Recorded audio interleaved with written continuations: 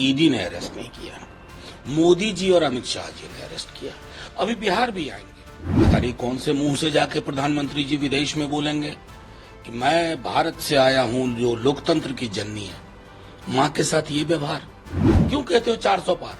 कहो पूरी लोकसभा ले लो, अगर यही तौर तरीका है आपका। केजरीवाल को ईडी ने अरेस्ट कर लिया, अब रेजिग्नेशन की मांग हो रही कि रिजाइन नहीं करेंगे तो सरकार कैसे चलेगी? मैं माफ कीजिएगा, मैंने कल भी कहा था ईडी ने अरेस्ट नहीं किया, मोदी जी और अमित शाह जी ने अरेस्ट किया।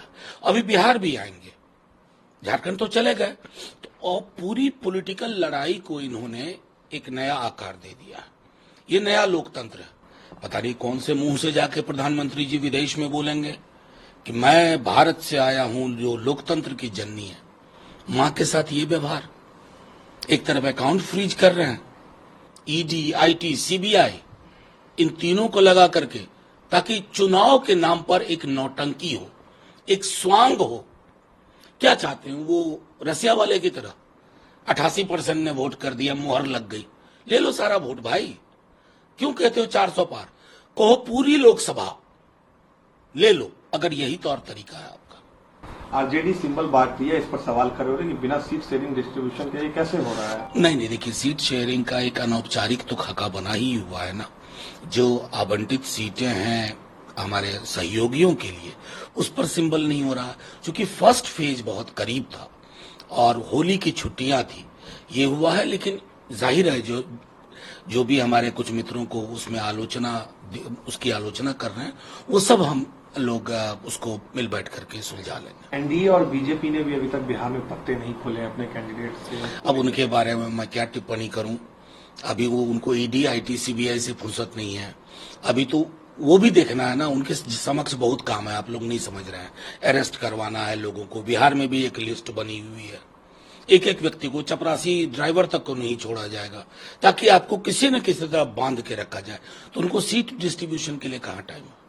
बेचने के माहिर खिलाड़ी है, बेटी से भी किडनी लेकर उन्होंने टिकट दिया है। देखिए, राजनीति के इस कालखंड में जब भाषाई गरिमा लगातार गिर रही है और बड़े बड़े ओहदे पर बैठे लोग गिरा रहे हैं, उसमें भी ये शर्म का विषय है। उस गरिमा विहीन राजनीति में भी इसको मैं कौन सी संज्ञा दूं?